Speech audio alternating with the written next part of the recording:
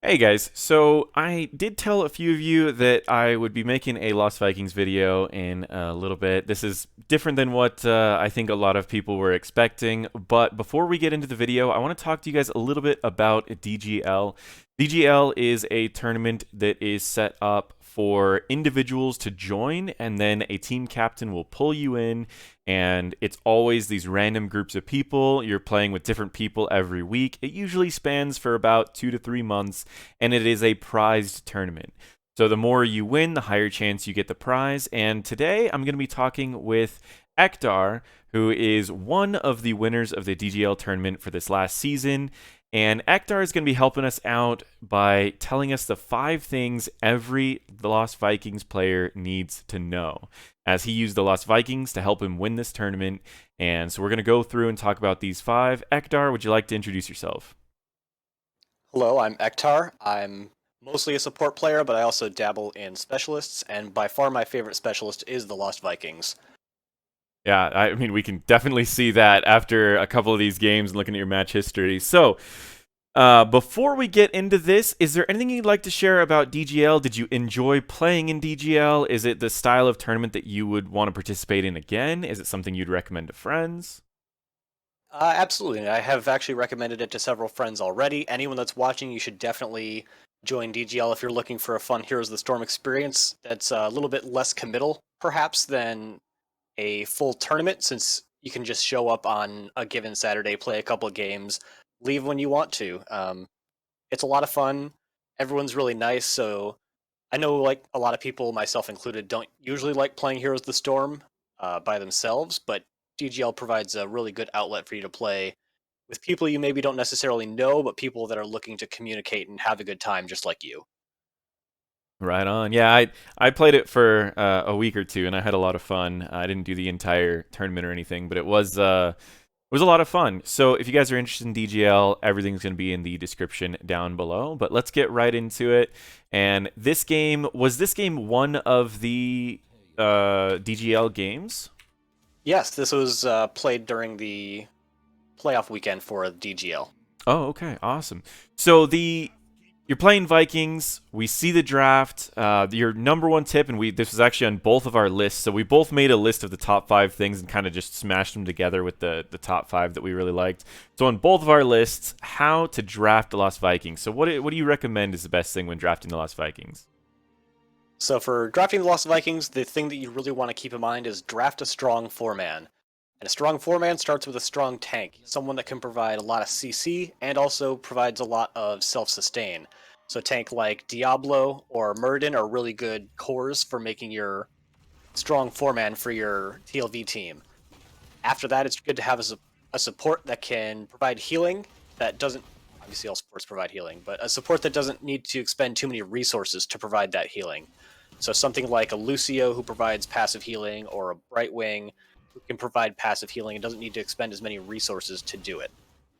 After that, it's really good to have a strong sustained damage dealer, someone like a Gul'dan who can provide a lot of that ability power damage over time, or someone like an auto attacker like a Phoenix or a Jim Raynor.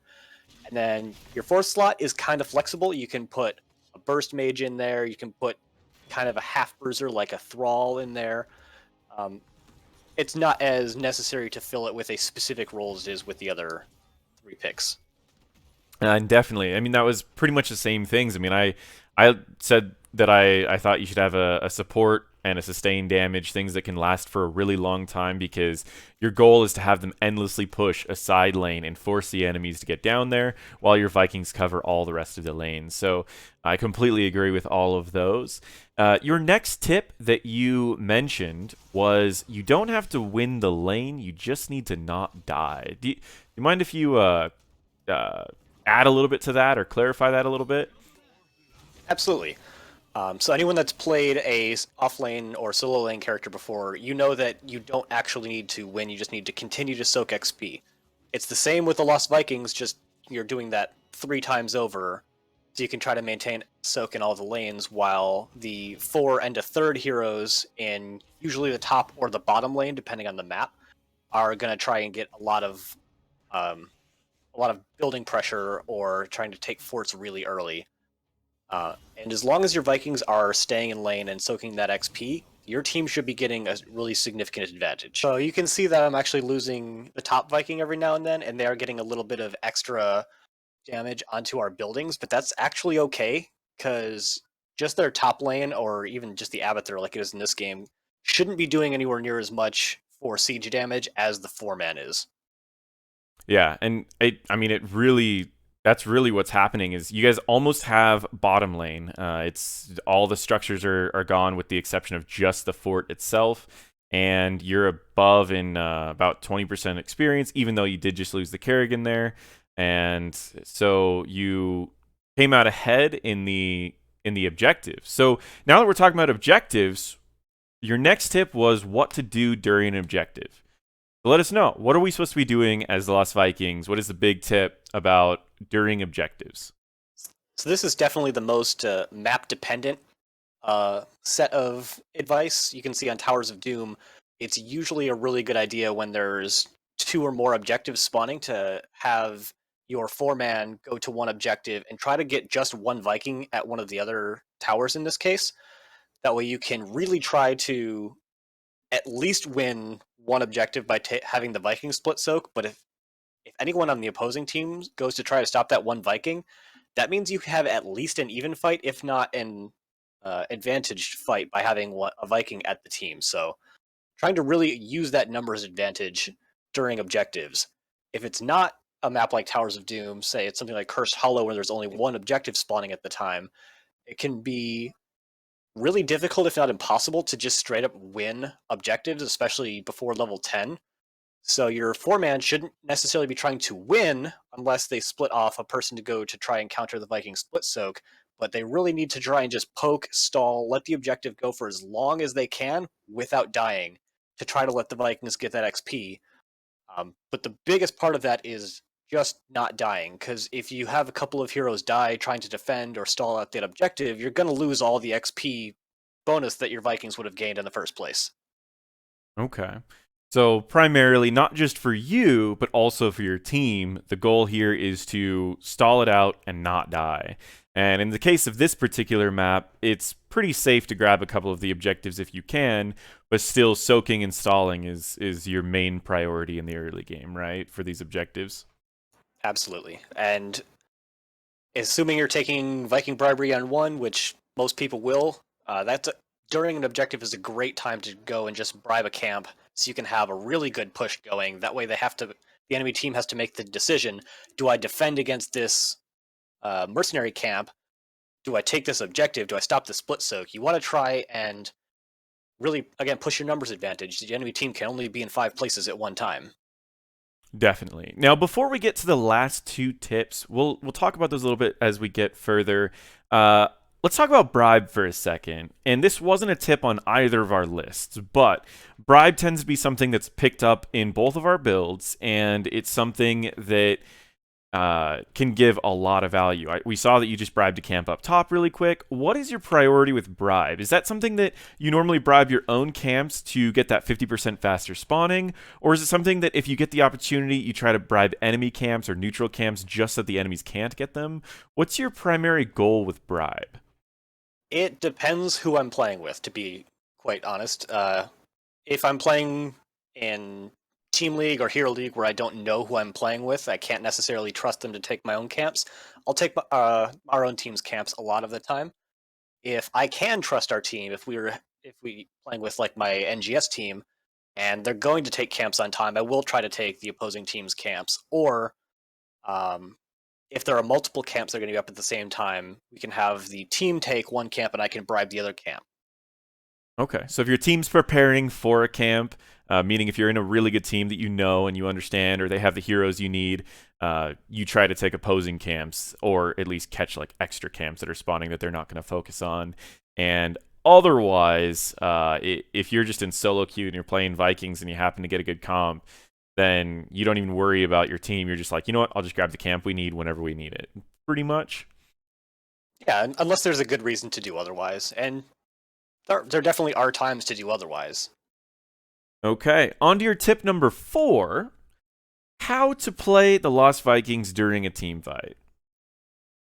So this is probably the hardest thing to learn as the Lost Vikings is how to play during a team fight, because normally when you're playing as the Vikings, you micro one hero at a time at 3 different places on the map.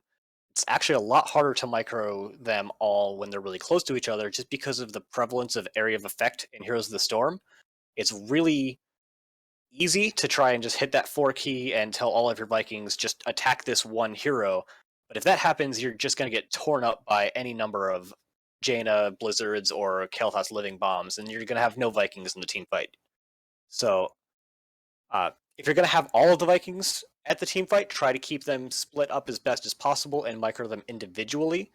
But definitely try to take advantage of what the Vikings' individual abilities are. For example, Olaf has a slow on his charge, and he's got uh, regen very similar to Muradin. So it can be you can put him in the middle of a fight, and then before he dies, pull him out, let him regen, get him back into the fight.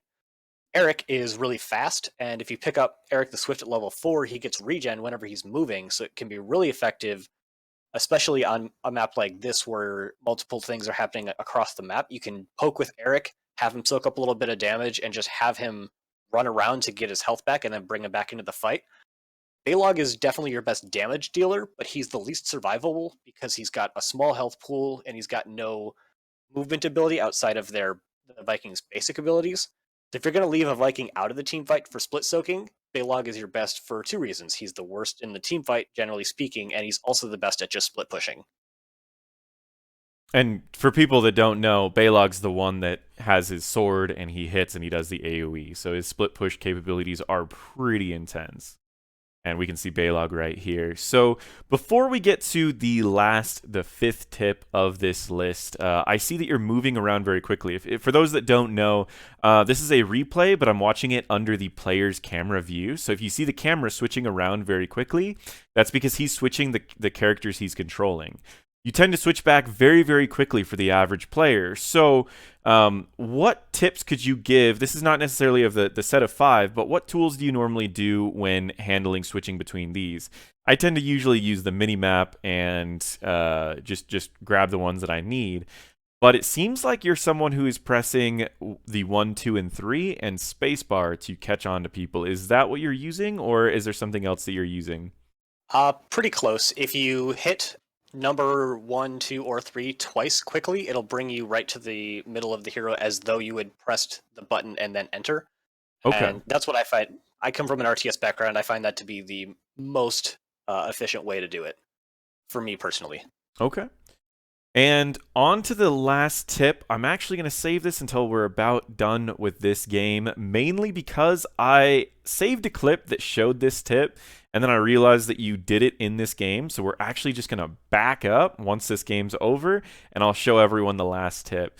So as this game is closing out, there's 10 more shots. There's objectives at each point. Why did you choose the Lost Vikings for this particular map? What was the main reason that you were like, "Hey, Lost Vikings, I'm seeing this what is it called?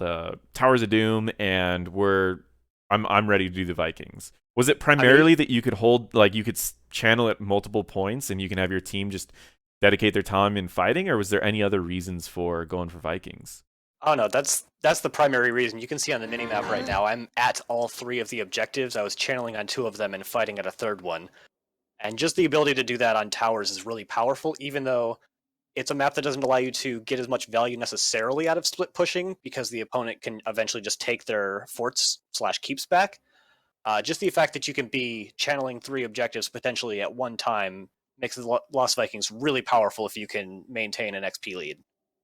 Definitely. Yeah, I've seen it be pretty strong in this map. Now I will throw you a curveball here. The Turk, who is pretty known for running the Lost Vikings on a variety of maps, he's Grandmaster, top 5, and he plays Lost Vikings. On this map in particular, he runs Merklord. Have you thought about it? Have you tried it? What do you think about it, I particularly on this have. map? I have, and I run Merklord on most maps. I choose not to do it on this map uh, because I will often send Eric to try and stall out objectives, and Eric loses basically every 1v1 in the game except for maybe a slapping Abathur. And just the fact that you can use him to stall and then run away and have him just gain health really quickly. Like you can, if you just shift Q him to move back and forth for 10 seconds, he gets all of his health back, and you can just go poke an objective and then run back again. Merc Lord is definitely a viable talent. It's just not what I prefer on this map specifically. Okay. Yeah, definitely. I completely understand that. And speaking of that, so you said Shift Q, and so that is tip number 5. This is again on both of our lists, and we have the Shift command. So Shift command, for those that don't know, means that if you hold Shift and you click in 3 different areas, your character will not go to the last area that you clicked. Instead, they will go to each individual area that you clicked on the way. So for example, if you ever see someone who clicks like to the right or to the left and then to the right, their character is going to stop moving before they hit the end, and then they're going to run all the way back. Shift command means that your character will go all the way to the first command that you ordered before it goes to the second command. So if you hold Shift, your character will try to do each of the commands in the order you gave them without replacing any of those orders. A lot of times players will use Shift commands when getting fountains so that they can grab the fountain and get back to a fight as fast as possible, where what they will do is they will right click like right here, they will hold Shift, right click the fountain, and then they'll keep holding Shift and right click back at the fight. Then they can watch the fight and their character will automatically go and they won't waste any time as they grab this fountain and then come back. So that's the use of Shift commands. But I want to ask Ectar, what is the best use for Shift commands on the Lost Vikings? Probably the most frequently used is after a Viking dies, you can choose how you want them to path on the map to get back to a lane. But really, anytime you're sending Vikings across the map, anywhere more than just between 2 lanes, you probably want to shift queue a specific path for them. Because here's the Storm, it's a pretty good game, but their pathfinding leaves a little bit to be desired. You don't want to send one of your Vikings into the enemy team accidentally just because it is the theoretical shortest route to take. But there's a lot of places you can use it. For example, if you want to go from the lower left-hand fort to the enemy's mercenary camp, generally you don't want to run through the lane and show the enemy team that that's where you're going. So you could queue a path that goes north into the brush area and then goes over. Even if it might take another second or 2 to get there, you'll be a lot safer for not having shown the enemy team where you're going. Yeah, that's one of the uses. Now I would say that's one of the better uses of it. Now I paused it here because there's one use that you do that I think is really cool. And to explain what's happening, I first want to share Eric the Swift, the talent he picked up. You increase his movement speed by 10%, and as long as Eric is moving, he heals for 54 health per second. If you wonder, that's more than a Malfurion's regrowth heals. So it's a lot of health very quickly. So I want to show you the cool use that he decides to use for this. So we're going to, at the moment, he's just on the Olaf. He checked up top to see if he can't push a little bit. And he's also checking bottom to kind of make sure that his team's still pushing. He takes a lot of damage here by holding this wave so it doesn't get in the way. Now watch. You see all of these commands right here? So at first, Eric is going to run over here, then it's going to run over here, over here, over here, over here, over here. So what he's doing is he's making it to where he can leave Eric alone in the range of the minions dying at the same time as he can focus on pushing out mid lane and he can focus on bottom lane. So while Eric is going to be healing himself over here, watch the camera. Now he's watching this person, but you can see on the minimap, Eric is healing himself up here. Now if we go up here, you can see that Eric healed himself for almost half of his health while all of that was going on, and he was still soaking the lanes, and Ectar was able to go through and push out mid lane, force the Genji to switch from mid lane to top lane, and defend bottom lane at the same time. All 3 of those things were happening as he was healing his Eric. It was a great use for it. A lot of times what I recommend, and I will actually show this clip really fast, one of the times that I've used it. And so it's kind of the same idea right here. And Ectar, you're not going to be able to see this, but I make the shift commands up here so my character will grab this point while I am working on switching over to another character. So in this case, I move my camera up there and I'm going to manually move it back down so you can see. I move around a little bit to make sure that I'm grabbing the vision, and I'm moving my other characters during this time. So it looks like I'm actually moving multiple characters all at the same time, when in reality, I made shift commands to move a single character, and I'm focusing on another character. So it looks crazier than it actually is, but it is one of the tips that I think every Lost Viking player should know. So anyways, that is all of them. We got to see the end of this particular DGL game using the Vikings, and the Vikings just stomped this game. Made sure that you were able to capture everything. You kept talent tier advantage nearly the entire game because of the amount of experience you had. So Ectar, thank you so much for being here. Is there any place that they can find you? Do you stream? Do you have a Twitter? Do you have a YouTube? Is there anything that I can send them over to right now? Or anywhere that you want them to go? The only place that you can really find me is on other people's streams and on the Nexus Gaming Series Discord. So if you ever want to get a hold of me for some reason, you can find me through nexusgamingseries.org.